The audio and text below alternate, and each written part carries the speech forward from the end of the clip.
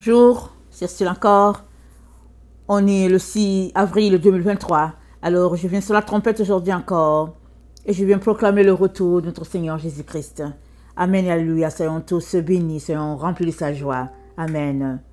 Alors, dans les messages que je devais apporter aujourd'hui, amen, il reste un dernier que je suis en train d'apporter. Et ça parle toujours sur les esprits séducteurs. Amen. Alors, dans 1 roi 22, voilà. Dans 1 roi 22, il y avait un roi qui voulait aller en guerre. Je ne sais plus c'était lequel.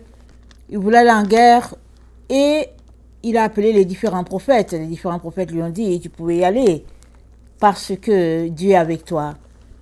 Et finalement, je pense que c'est le roi de Juda qui voulait aller en guerre. Et le roi...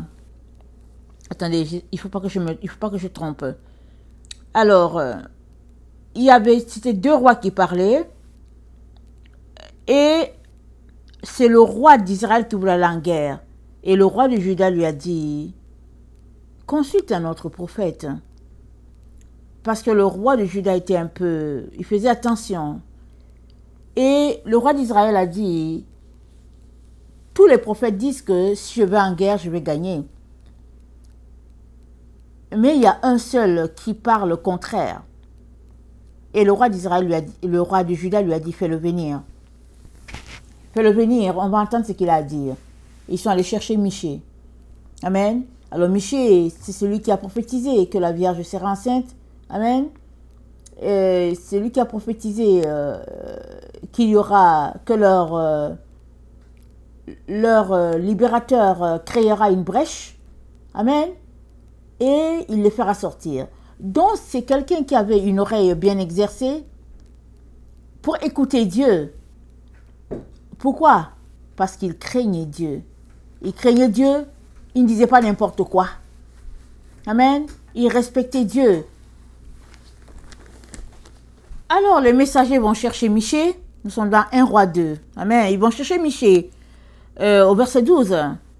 Et on le fait venir auprès du roi d'Israël.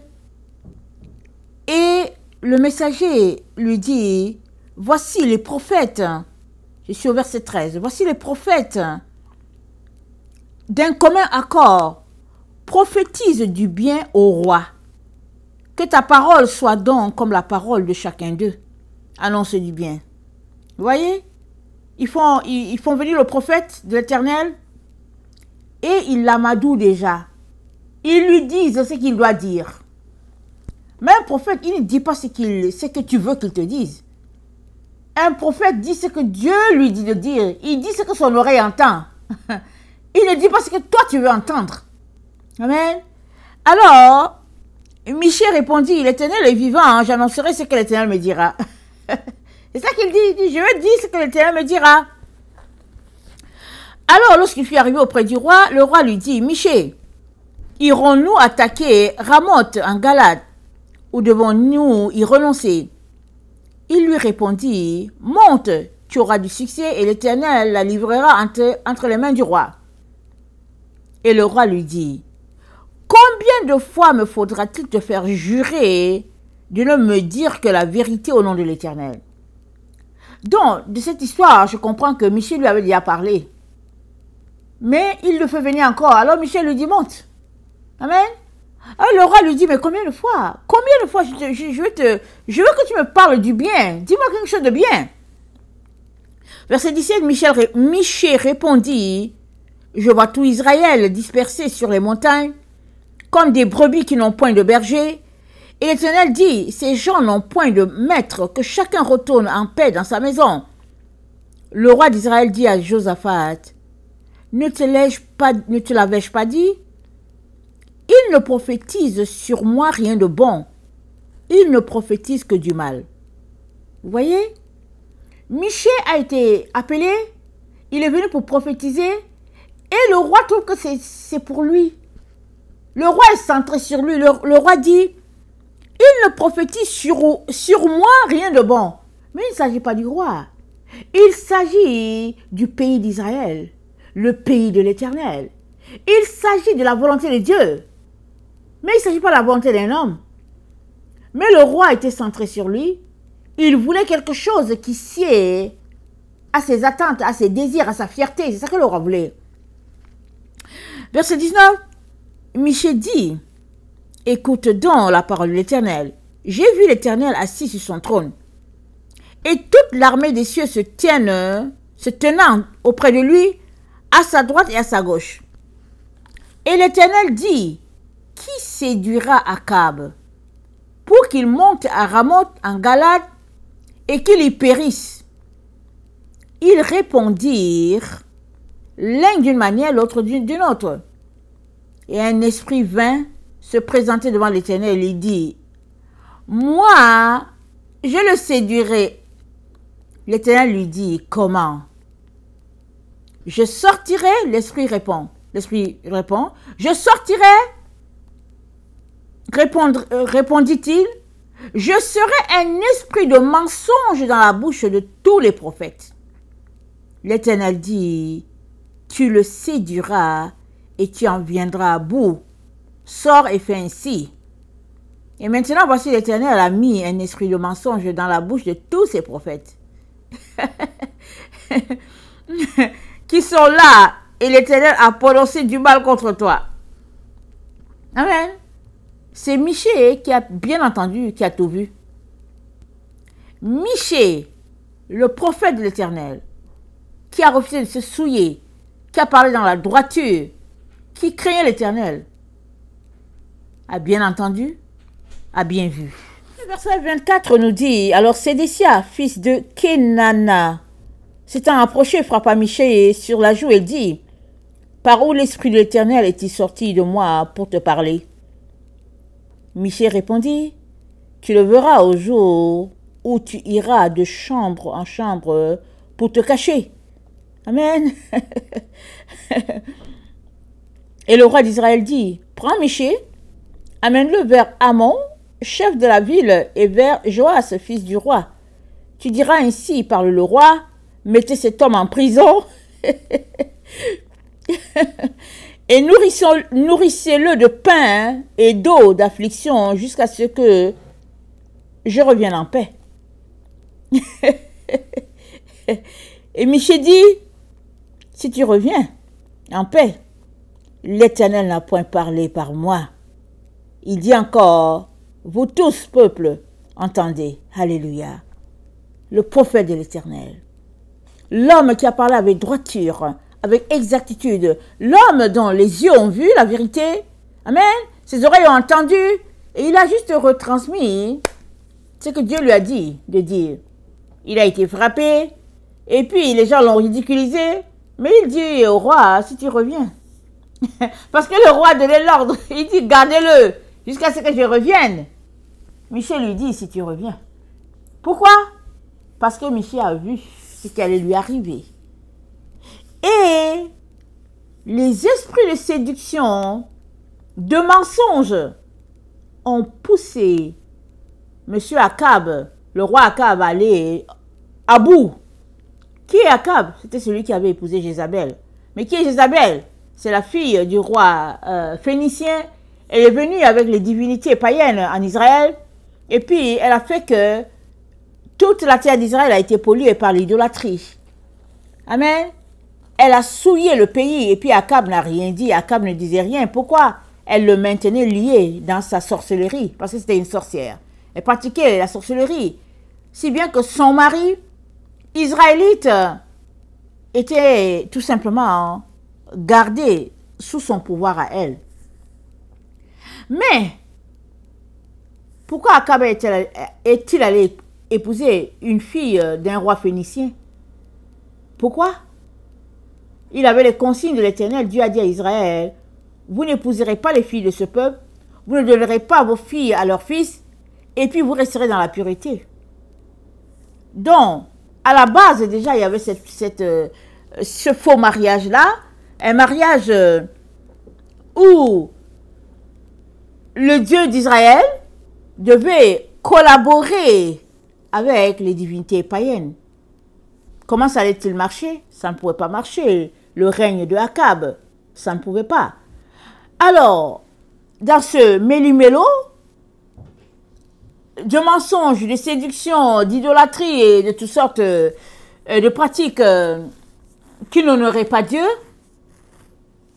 les esprits mensongers se sont mis à parler à Akab. Et les prophètes aussi, qui voulaient juste avoir la gloire du roi, qui voulaient juste avoir leur pain, qui voulaient juste être honorés par le roi, se sont mis aussi dans le mensonge.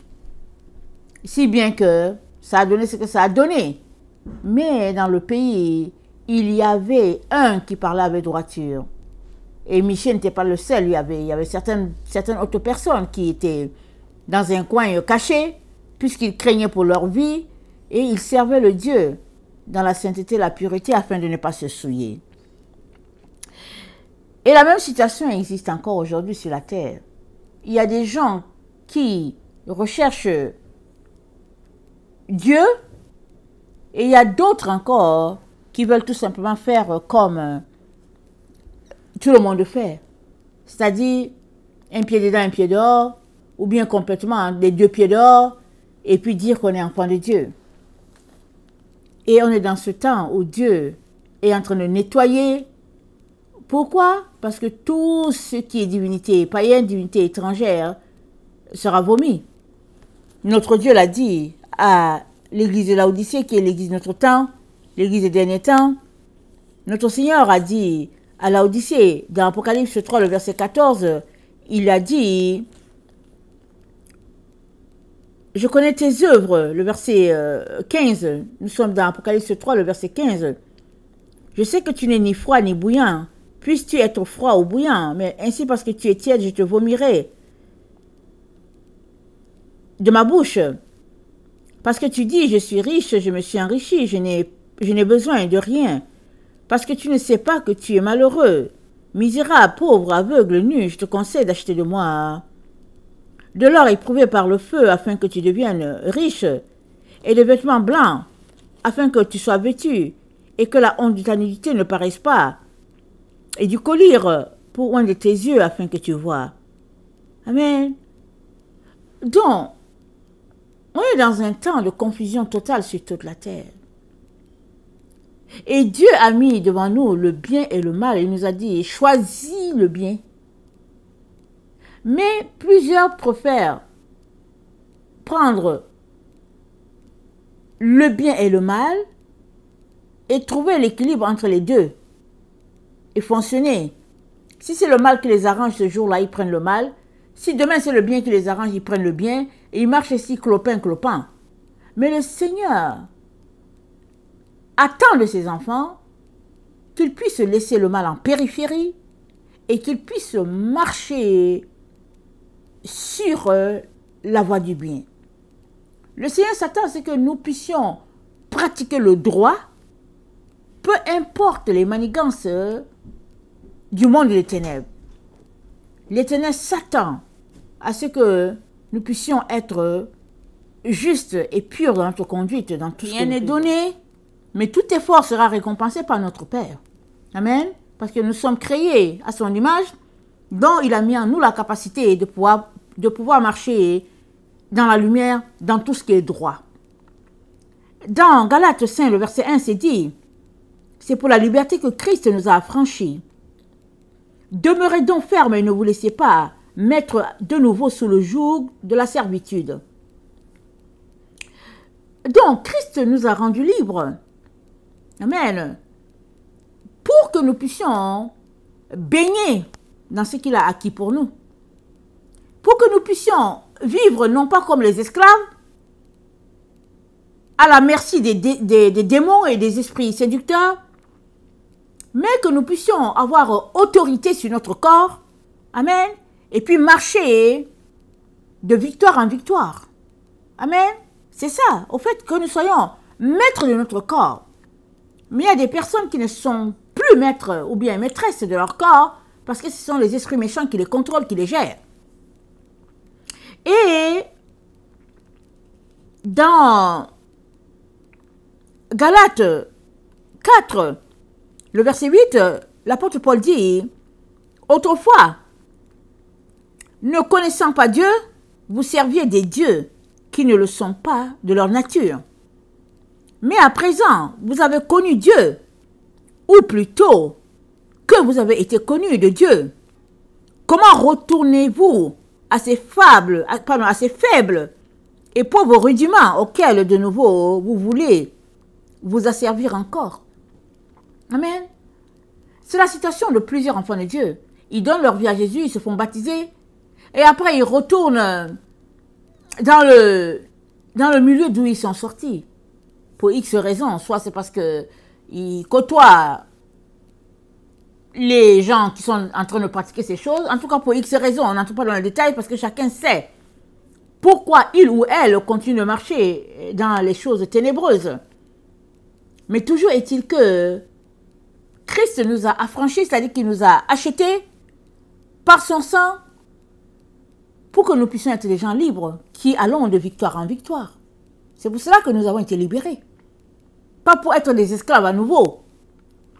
Si bien que dans Marc 3, le verset 27, Jésus-Christ nous dit,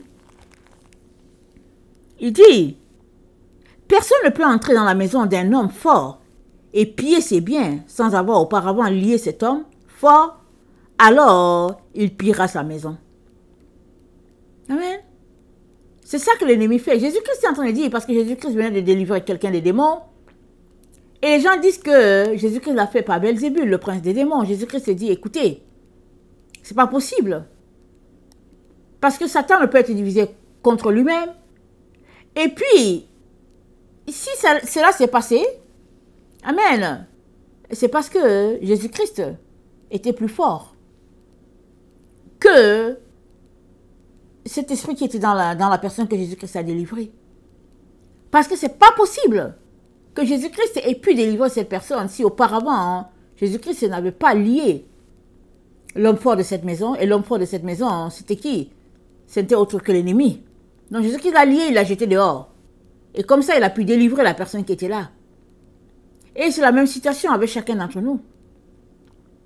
Si nous disons que nous sommes enfants de Dieu, nous sommes appelés à marcher dans le droit, dans la vérité, dans la pureté, loin de ces choses qu'on pratiquait autrefois, et notre homme fort sera bâti. Mais si nous marchons dans les faiblesses de ce monde, dans ces vices, ces péchés, au fait qui nous asservissent, alors notre homme fort, notre être intérieur sera faible. Il sera affaibli. Et l'ennemi va pouvoir nous asservir comme il veut. Voilà pourquoi plusieurs personnes sont tout simplement ballottées par-ci, par-là, par les esprits séducteurs, les esprits méchants. Et le Seigneur nous donne une leçon de vie. Il dit, il n'y a personne qui peut entrer dans ta maison sans lier ton homme fort auparavant. Et donc, par toutes sortes de tactiques, les gens se mettent à vouloir lier l'homme fort des autres. Mais Jésus-Christ dit, il dit dans Éphésiens 3, le verset 14, Éphésiens 3, le verset 14, Jésus-Christ dit ceci, il dit, à cause de cela, je fléchis les genoux devant le Père, duquel tire son nom toute famille dans les cieux et sur la terre, afin qu'il vous donne, selon la richesse de sa gloire, d'être puissamment fortifié par son esprit dans l'homme intérieur, en sorte que Christ habite dans vos cœurs par la foi, afin qu'étant enraciné et fondé dans l'amour, vous puissiez comprendre avec tous les saints quelle est la largeur, la longueur, la profondeur, la hauteur, et connaître l'amour de Christ, qui surpasse toute connaissance, en sorte que vous soyez remplis jusqu'à la plénitude de Dieu. Donc, il dit quoi? Il dit, en sorte, le verset 17, que Christ habite dans vos cœurs par la foi, afin qu'étant enraciné et fondé dans l'amour. la base de ta vie, ça doit être l'amour. Tu dois être enraciné et fondé dans l'amour. L'amour envers Dieu, l'amour envers ton prochain. Et tu dois bâtir ton homme fort. De telle sorte que tu sois solide en Dieu. Et que, si l'ennemi venait pour t'attaquer, il ne puisse pas entrer. Parce que ton homme intérieur est fort. Il est lié, il est attaché à Christ. Il est uni à Christ comme une seule personne. Et l'ennemi ne peut pas venir te terrasser. Et comment ton homme fort sera-t-il, comment ton être intérieur deviendra-t-il fort? Comment? Éphésiens 4, le verset 31 dit, je vais dire le 30, n'attristez pas le Saint-Esprit de Dieu par lequel vous avez été scellés pour le jour de la rédemption. Que toute amertume, toute clameur, toute animosité, toute colère, toute calomnie, toute espèce de méchanceté disparaissent du milieu de vous. Soyez bons les uns envers les autres, compatissants, vous pardonnant réciproquement, comme Dieu vous a pardonné en Christ. Donc, il y a des choses que nous devons faire. Clameur, animosité, mensonge, sorcellerie, toutes ces choses-là, nous devons les faire sortir de notre vie et bâtir notre relation pour rendre notre homme intérieur fort, c'est-à-dire bâtir pour être unis à Christ. C'est ça que nous devons nous évertuer à faire à tous les jours. Nous devons laisser de côté les manigances de l'ennemi et marcher en unité et puis à l'unisson avec notre Seigneur Jésus-Christ. C'est la seule manière pour toi et moi d'être fort dans notre homme intérieur. Parce que Jésus-Christ dit quoi? Il dit votre ennemi, le lion, votre ennemi rôde comme un lion rugissant, cherchant qui il va dévorer. On ne sait pas quand il rôde, mais il rôde. Il rôde. Il rôde où? Pas juste autour de ta maison. Il rôde autour de la maison de tous les enfants de Dieu. Il rôde.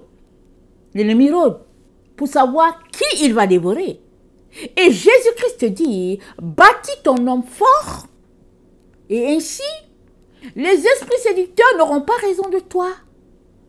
C'est par toi, de tout ce qui est souillé, que ce soit les choses, que ce soit les personnes, peu importe, c'est par toi.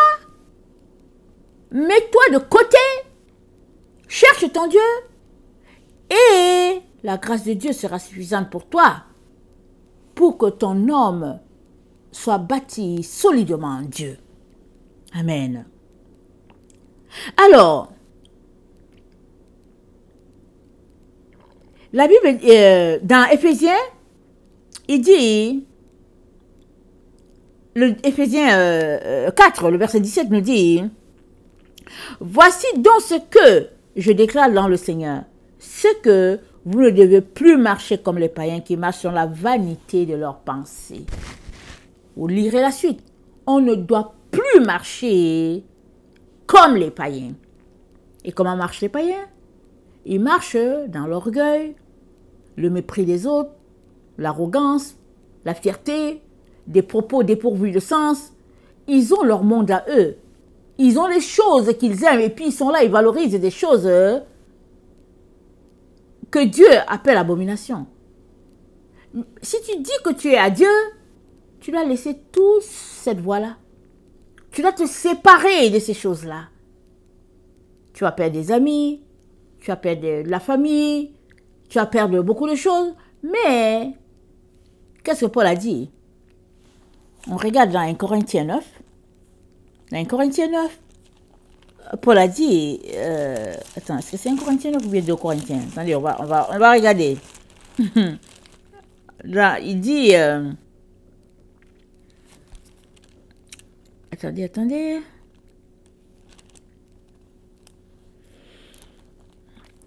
1 Corinthiens 9, le verset 24, Paul dit, « Ne savez-vous pas que ceux qui courent dans le stade courent tous, mais qu'un seul remporte le prix? Courez de manière à le remporter. Tous ceux qui combattent s'imposent toute espèce d'abstinence, Et ils le font pour obtenir une couronne corruptible. Mais nous, faisons-le pour une couronne incorruptible. Moi donc, je cours, non pas comme à l'aventure, je frappe, non pas comme battant l'air, mais je traite durement mon corps. Et je le tiens assujetti, de peur d'être moi-même rejeté après avoir prêché aux autres. C'est comme ça qu'on doit traiter notre corps à tous les jours. À tous les jours. On doit s'imposer des règles de vie, de l'abstinence. C'est ça que Paul a fait. C'est ça que Pierre a fait. Jean a fait. Marie de Madeleine, la femme samaritaine, tout le groupe, ceux qui les ont précédés. C'est ça qu'ils ont fait. Tous, sans exception. Pourquoi pensons-nous donc que dans notre temps, les règles de sainteté ont été allégées? Pourquoi? C'est de la séduction. Comme ces esprits séducteurs-là qui sont venus tromper le roi Akab. Ils lui ont dit, tu peux aller. Israël a reçu l'ordre que le roi était blessé, mais ils étaient en guerre. Donc les soldats disent qu'on va venir. Et quand ils sont venus à la fin du combat, tout le sang du roi avait coulé et le roi était mort. Michée lui a dit, si tu reviens. Amen. Michée lui a dit, si tu reviens de là. Alors, il a écouté un groupe de prophètes remplis d'esprit de séduction. Il a écouté Michée, dont la parole était contraire. Il s'est aligné avec les esprits de séduction et sa vie a donné ce que ça a donné, il est mort. Pareil aujourd'hui. Avec qui t'accordes-tu? Jésus-Christ a pour toi paix, bonheur, prospérité. Et le monde aussi t'accorde sa voix. Et aussi, Laodicée t'accorde aussi sa voix. À toi de choisir qui tu veux suivre. Et je suis sûre que ton cœur veut suivre Jésus. Parce que tu sais que c'est lui qui est mort pour toi. Mais Jésus-Christ, on ne le suit pas à la volée. On le suit selon ce qu'il a établi. De comment nous devons marcher. On le suit selon les règles, les principes de sa doctrine, on le suit. C'est sa doctrine qui nous donne la lumière. C'est elle qui nous transforme. C'est elle qui fait de nous les enfants de Dieu. À l'image de notre Seigneur Jésus, mais aussi comme les autres. Les apôtres, les prophètes, les enfants de Dieu d'antan, ceux-là qui nous ont précédés. On est appelé à bâtir sur les mêmes conditions, sur le même bâtiment, amen, sur la même fondation, parce qu'il y a un seul Dieu, un seul Seigneur, un seul Saint-Esprit, une seule doctrine, un seul baptême, un seul salut, et j'en passe. Et c'est un seul. Il y a un seul Dieu. Un seul Dieu. Voilà ce que nous devons faire. Et cela demande une discipline de notre part pour ne pas nous associer à ces choses des ténèbres et honorer notre Dieu afin que sa lumière soit en nous et que sa gloire soit répandue sur la terre. Et que par nous, il puisse gagner beaucoup d'autres âmes. Amen. C'est à ça que nous sommes appelés. Dans ce temps-là où nous sommes. Voilà pourquoi nous devons bâtir. Amen. Avec notre Seigneur Jésus-Christ. Bâtir notre homme fort. Ce qui ferme les portes. Si bien que l'ennemi va tout simplement rester loin. Et le Seigneur nous invite. Amen. À renoncer donc aux choses de ce monde. Parce que ce n'est pas vrai que l'homme fort va se bâtir tout seul et les esprits de séduction vont fuir Non, les esprits de séduction, ils sont toujours là, en train de tourner. Il y a un proverbe qui dit, tu ne peux pas empêcher l'oiseau de voler, il va voler. Mais de là, si tu fasses un nid sur ta tête, tu vas l'en empêcher parce que c'est ta tête à toi. Donc, c'est ça. Les esprits séducteurs sont répandus sur la terre parce qu'on est dans les temps des mensonges et des ténèbres. Mais toi et moi sommes appelés à marcher dans la droiture, la pureté, la vérité. Et nous serons protégés. Amen. Et nous serons unis à notre Seigneur. Que le Seigneur bénisse sa parole et que chacun d'entre nous puissions faire ces efforts-là pour quitter tout ce que Dieu n'aime pas et demeurer dans ce qui est vérité. Maranatha, Jésus revient. Amen et alléluia. Soyons tous bénis. Amen.